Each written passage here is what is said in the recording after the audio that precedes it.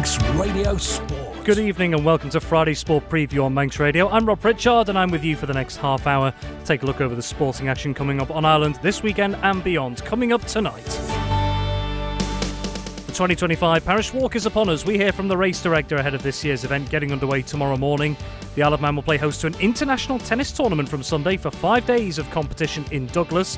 One of the biggest events on the Isle of Man's golf calendar is here, with qualifying for the 2025 Isle of Man Championships teeing off this weekend. And with less than a month to go until the 2025 Ireland Games, we've been hearing from some of the teams making their way to Orkney. That's all to come this evening.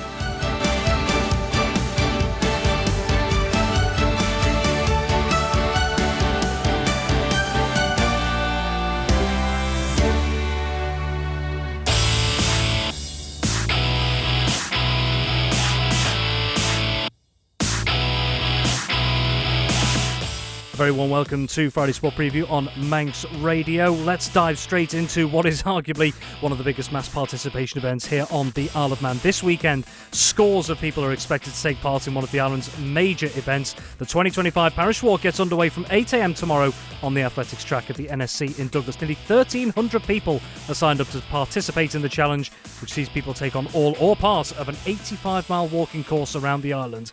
Well, to find out more, I've been catching up with Parish Walk race director Ray Cox. Entries up on last year, just under 1,300 now, which is a nice number for us. It makes the race quite big and exciting, colourful. Financially, it stands on its own 2 feet, and no logistical challenges with that number of participants. And when you compare that, I know we have done this a couple of times, when you compare it to, say, like the post-COVID year where there's around 1,900 people, the sort of record entries, you've always kind of put it in the last couple of years as that numbers have plateaued, and it's quite a good number to have. Yeah, I think the Parish Walk is still a very popular event. People aspire to do it, and we always seem to attract around the 1,300 entries, and that's a really good number for us. It really works, and it still shows that the Parish Walk is still an attractive challenge for people. We talk about this every single year, but the Parish Walk brings together people from all different walks of life, if you'll pardon the pun, but people do it for so many different reasons, don't they? Is that why it's so embedded in the community? Well, I think there are a number of aspects. I think, yes, the charity side, having that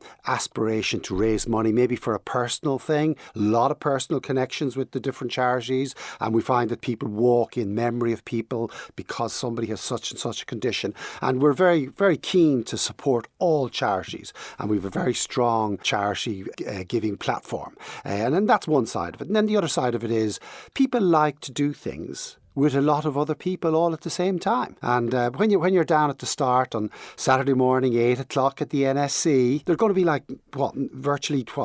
maybe 1,100 people all standing there, all excited, the adrenaline's flowing, God willing the sun will be shining, and it's a really fabulous atmosphere, and I think that really attracts people. Now, I ask you this every single year, but I'm going to ask you again, and this is for those, there are so many people who know what the Parish Walk is about, directly or indirectly, but if you had to explain the Parish Walk to someone for the first time, what are the big highs, what are the big challenges, what would you say to them? Well, the Parish Walk is an 85-mile challenge. Can you do it all 17 parish churches in less than 24 hours? And it's just walking, and everybody can walk. So that's the fundamental challenge. And that within that then, people pick what they can do. They pick their own goals. Can I get to Rushen? Shall I go to Peel? 32.5 miles. Very good achievement if you can do that.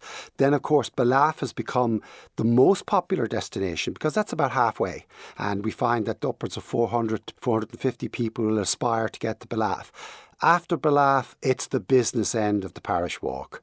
The tough sections come into play, particularly the Derby to Bride section.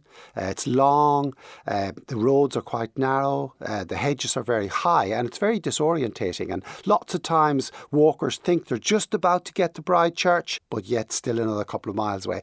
Mentally, I've seen people crack frequently on that section. Also, it's getting maybe towards dusk, it's maybe getting towards night for the slower walkers. So, of course, that builds in another aspect. So the mental challenge is beginning to build up along with the physical challenge. And then, of course, get the bride, 30 miles to go. It's sort of still a big challenge, but you're getting there. So it's wonderful to see people progress through the bad patches. Perhaps maybe their support crews have to get in there and do a bit of psychology and giving them motivation and whatever, and then the next thing they're up and walking again, and it's great to see that. Let's look at the competitive side then. Now, in the case of both the men's and women's races, we have two back-to-back champions who'll no doubt be trying to make it a perfect three, if you like. Dee Morgan in the men's race and Lorna Gleave in the women's race. How strong do you think both of them will be this year? Well, they're certainly setting their stalls out. In the men's race, though, Callum Gaughan certainly making noises in the right direction is what I'd say, and he's been walking very well in other events. Simon Gaughan maybe as well in the mix. So we do have Paul Atherton, old hand at the job. So if anybody's not up to the mark, he won't make it an easy race. So on the men's side, I would say it's very much up in the air. On the ladies' side, Lorna is out again, but so is Samantha Bawden. And I had a little chat with Samantha earlier in the spring, just asking her how things were. And you always know an athlete who's determined because they give nothing away. And I felt that she might be making a real effort. So I know they trained together, both Lorna and Samantha. So what happens on the day? Well, interesting race developing there, I'd say. We've talked about the competitors, talked about the community, but of course at the heart of this are the likes of yourselves and all the organisers as well, the ones that put it all together and make it happen. From an organising perspective, how has it been this year? Yeah, great, very good. We had a big change with check-in. Registration was actually in the sports hall down at the NSC, and I think big up to them. The management down at the NSC could not have been more facilitating, and testimony to the staff, because we come in and there's a lot of stuff, a lot of infrastructure. They were just brilliant with all our requests and whatever. So big thank you to the NSC and the staff. Registration, I think, will probably remain there for the future. So that was the first thing that we've done, and it's got off the ground. The rest of the race day, tomorrow morning, as I say, 8 o'clock is going to be the start. But everything's in place. Got lots and lots of different agents. We've managed to fill our volunteer roster. Earlier in the week it was looking a bit dodgy, but Winston Liu, who's my chief marshal, said to me yesterday, he said, we've got everybody in, and it is great to see just how many people volunteer their time. And of course, without them, it wouldn't be possible to have the Parish Walk. Manx Radio Sport. Elsewhere, the Isle of Man is set to play host to a 5-day international tennis tournament which starts this weekend. The 2025 International Island Tennis Tournament, as it's known, will be held at Douglas Lawn Tennis Club from this Sunday to next Friday. And it'll see an Isle of Man team welcome and play against squads from Jersey, the Faroe Islands and Cayman Islands. Well, as Isle of Man Lawn Tennis Association Secretary Paul Jarvis explains, this is a valuable event in a year where tennis won't be part of the upcoming Island Games in Orkney next month. Starting this weekend, we've got International Tennis Tournament, Island Tournament coming up. This is a first for this year for us. It was brought about by the fact that we haven't got tennis in the Island Games, and the islands would like an opportunity to actually play some inter-island tennis. So there was an invite went out to participants in the Island Games to see if they'd like to play something. And as a consequence of that, we have the Faroe Islands, the Cayman Islands and Jersey coming to the island to play against the Isle of Man starting on Sunday. And in terms of the amount of players we're expecting over, how many players, including the Isle of Man, are we expecting to take part in this tournament? Okay, so we've got teams of give or take 1 or 2. It's 10 from each island coming. So we've got around about 40 players coming in total in the tournament. And the tournament will start off with a team event, so that's sort of like a Davis Cup type team for people that know tennis. It's a 2 singles and a doubles type tournament at the start to kick off the event, and there'll be the 4 teams in there, 2 singles as I said and a doubles, and they'll be playing in a round robin format, so they'll each play each other over 2 days to see who will be the overall team winner. Following up from that, starting on the Monday, Tuesday, we've got ladies singles event, men's singles event, ladies doubles event,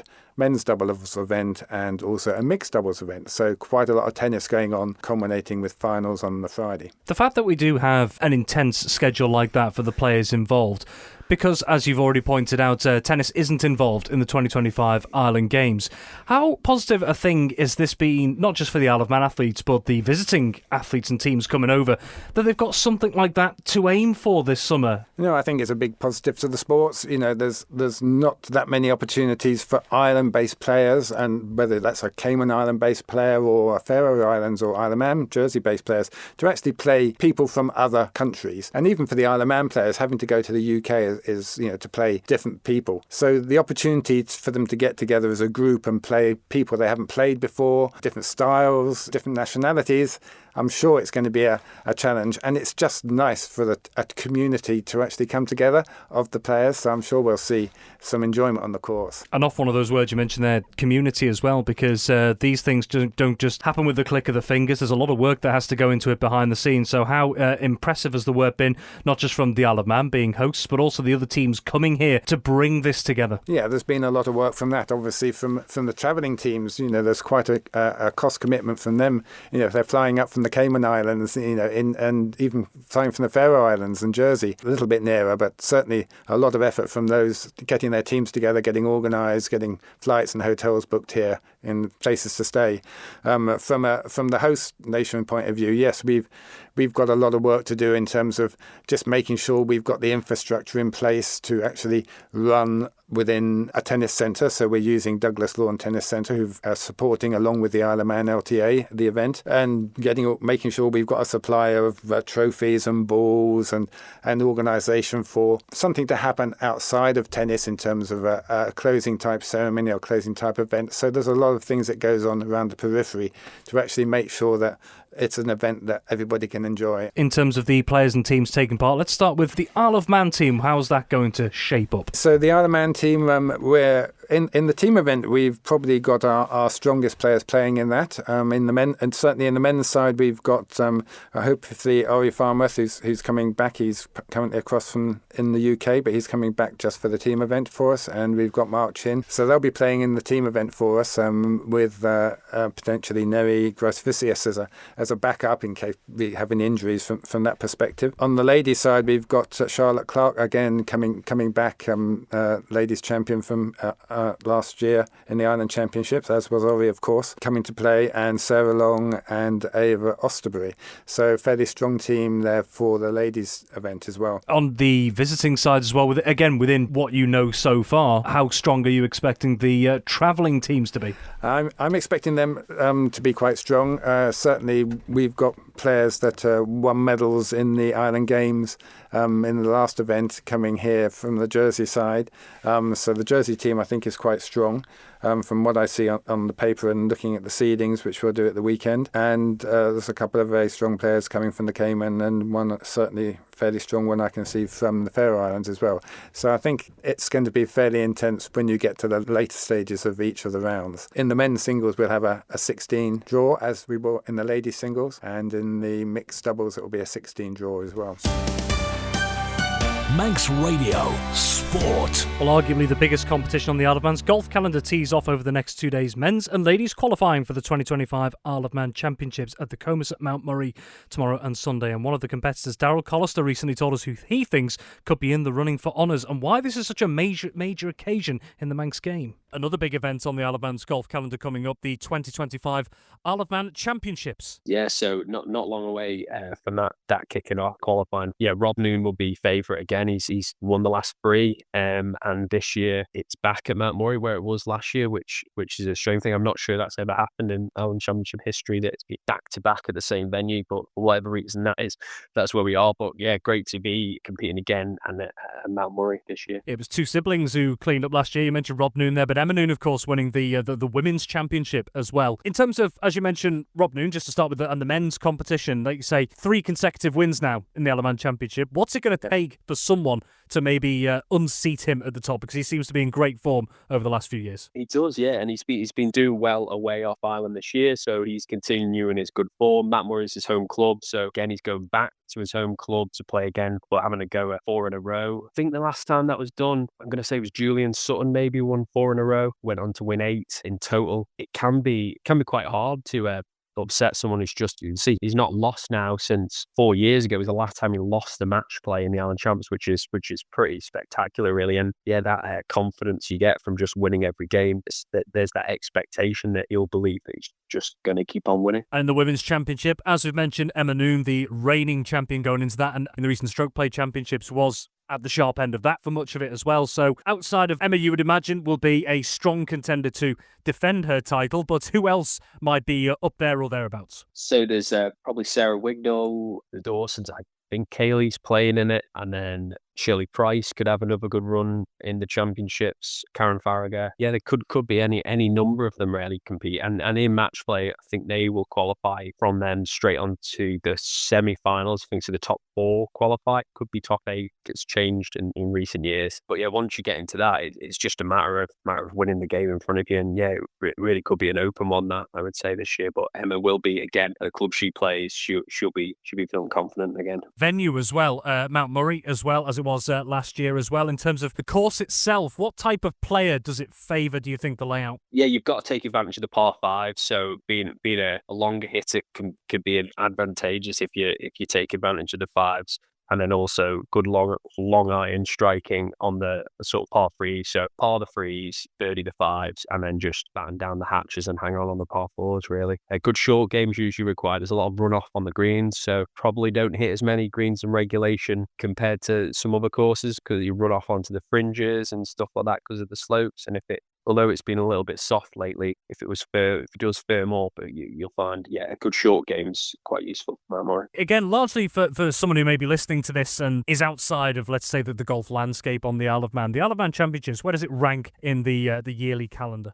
Well, it's the biggest Isle of Man event that we have. It's got a long history, over 100 years, or I think it could be 100 years next year. I think 1926 was the first running of it. So yeah, it's been running for a long time. It's got a lot of history, a lot of good winners. It creates you always get, every so often you get a surprising sort of young winner. So there's some good juniors that are in it this year. Sometimes it's that's catalyst that gets them to the next level in their golfing career. Like I think in recent years, likes of Tom Harris, Tom Gandy, who won that and then went on to do bigger and better things. Herman Loudster, who qualified, I think he's the youngest ever qualifier, age maybe 12 or 13. He qualified back in 2011. Nearly won a Sunshine Tour event on the professional tour of South Africa. So yeah, it's one of those things that can sort of catalyze someone's career and sort of their confidence in their own golfing game. So yeah, there's a lot that it's used for, really. We haven't had many juniors competing in the last few years, but looking at the list, and I don't know all of the names, but I can see Rocco Spencer's down there. He's a really good young golfer at Mount Murray,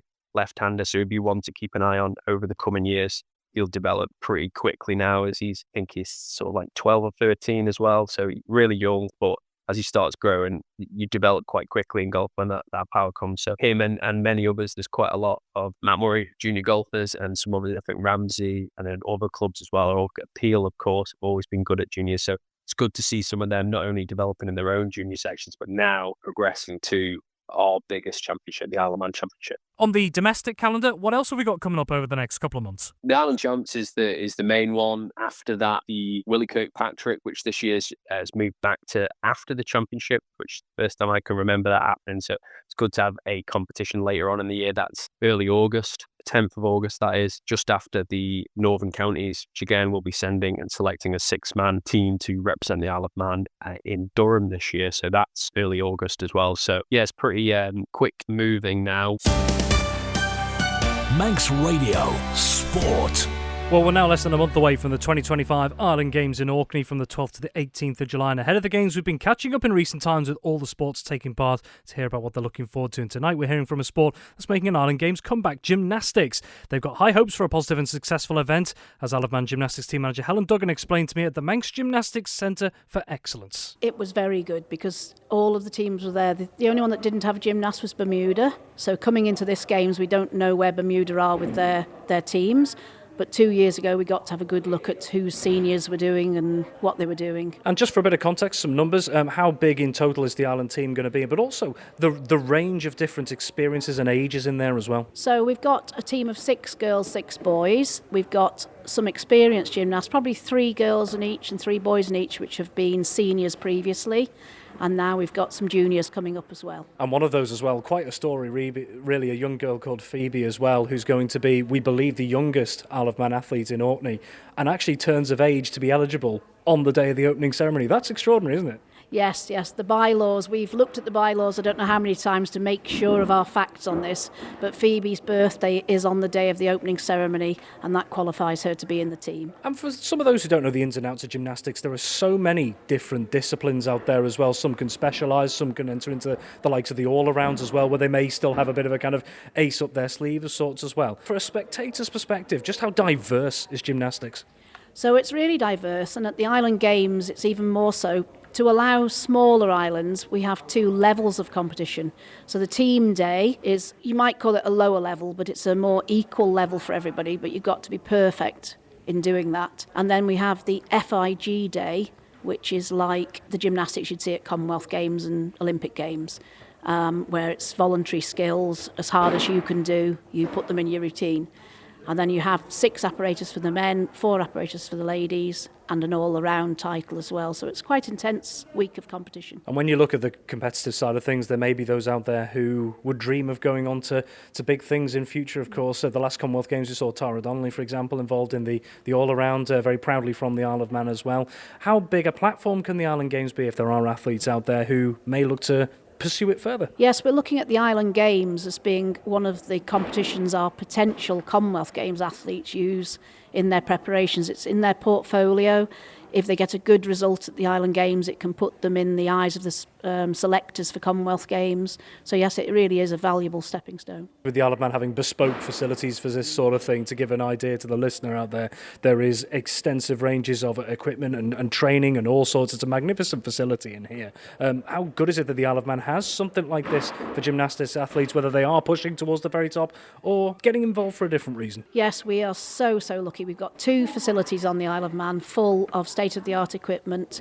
The equipment is up to Commonwealth Games standard, so you can train up to the highest level. But also we both do preschool gymnastics, and we've got lots of equipment for preschool gymnasts, general gymnasts that come an hour a week. Both facilities have waiting lists. We're just crammed with gymnasts. And when it comes to the squad itself, in terms of the balance, what's it like between, let's say, newer athletes and those who've experienced competing at this level? Well, all of the gymnasts that are in the competition this year, they all went to Oland. So they've all had, if you like, international experience. Some were in the junior competition and some were in the senior. So we've got a half and half mix seniors, juniors this year. And when it comes to the more experienced athletes, like you say, who have got that international experience, I'm not going to ask you to put an ultimatum on this or anything like that, but, you know, how confident are you in some of their chances of maybe coming away with a medal or 2 in Orkney? We can hope. We don't know what some countries are doing. As I said, we had excellent results 2 years ago. We just hope we can live up to those and bring home some medals this time. And for the newer faces as well, people talk about the really sort of personable experience that people have at the Island Games as well. How nice is it to know that they'll go into a positive environment where there's no pressure and they can just learn from the experience? Yeah, this learning experience just can't be bettered, really. They get this international flavour, but without the pressure of, say, a Commonwealth Games. Some of our gymnasts also do go to the Northern European Championships, but that's a really formal event, where this time we've got a cultural day. We have a day off from competition. We go out with the other nations, and you just can't, better that. They make friends for life at these events. So some of our gymnasts in Oland are still in touch with senior gymnasts from other countries, and it's really lovely. Just finally as well, on the schedule itself, for example, what's it looking like over the space of a week? Because the gymnastics is a little more spread out, I think, than some of the others. It's saying spread out. It's quite intense. We start training on the Sunday, so we have a training day on the Sunday. They compete on the Monday, which is the team day, and then they have one day off on the Tuesday, which gives us a chance to at least see Orkney. Then we're back in the gym again, training Wednesday, competing Thursday, competing Friday. Manx Radio Sport. And finally, one of the teams hoping to build on what it described as a positive previous games is the Manx archery squad, and one of their competitors, Rhys, I caught up with at the team's range in Greba recently. Well, Rhys, it doesn't seem that all that long ago that we were speaking to you and the archery team ahead of Guernsey. Nearly 2 years have passed, so how are you all feeling about the trip to Orkney this time? Well, obviously we had a great trip to Guernsey in 23. We came back with 6 medals in the end, which was a great result for us. The team slightly slimmed down this time due to various reasons, but the members that are going is a great strong squad. Many of them were in Guernsey, so we're hopeful that we can have some good returns this time as well. Yeah, 4 of the 5 in the squad this time around went to Guernsey, and like you say, 6 medals last time as well, so quite a nice target to try and aim for this time, maybe. No, pardon the pun. Well, that's always the hope, isn't it? It is such a competitive sport, but we've always traditionally done quite well. 6 was a particularly good year, so let's see whether we can replicate it. And it seemed that there was a mix as well, because yourself and Helen picked up some individual medals, but a selection of team medals as well. So does that say a little bit, although the team's changed this year, that there is quite a good all-round collective ability in there? Yeah, I'd say so. I think we've got a good chance at some of the team medals again this year. That'll certainly be a focus, and then the individual medals will always be a bonus. And it's worth pointing out, for those who don't know the ins and outs of the archery side of things, that there's plenty going on outside of the Island Games. So could you just give us a bit of a picture, I guess, of what you've been up to since we last spoke to you ahead of Guernsey? Well, I mean, we shoot 2 times a week in Onken during the winter, and then we're in Greba during the summer. The club's come on strength for strength, I think, personally. I'd say our membership numbers are probably up somewhere between 10 and 15%, probably since the last time we spoke. And I'd say the people that's shooting on a regular basis are up notably. I mean, you're down here the field tonight. There must be the plus side of 24 people down here shooting tonight. Glorious evening for it. Great excuse to get outdoors and just relax, basically. Well, aside from the fantastic surroundings that we've got there, like you say, there's been a bit of an increase there. So what's maybe been behind that kind of rise in popularity? I don't know. Well, I mean, I could always blow me on trumpet and say hopefully it was Guernsey, but I imagine I think people just always looking for something new to try. It's fantastic in terms of, we always joke, we take them from 9 to 90. So we cover off all age ranges. We've got a great split between the men and women.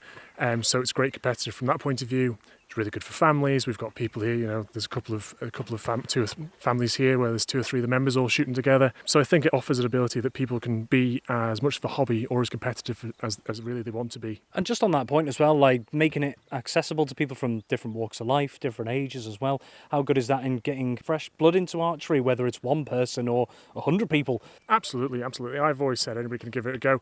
And anybody you ever chat to, say, I do archery. They're always like, oh yeah, I love archery. Done archery. I'd love to give it another go. And I'd always recommend people do. Come give it a go. Give it another proper try. And if you like it, then stick around. And if not, there's plenty of other sports, isn't there? But I'd always encourage people to give archery a go. It is very therapeutic in its own way. From someone who's very involved, and for a bit of context for those who don't know, give us an idea of some of the skills that go into archery. Speaking on behalf, for someone who's never tried it before. I'd classify archery as much of a mental sport as it is a physical sport. You don't have to be the biggest, you don't have to be the fastest, you don't have to be the strongest.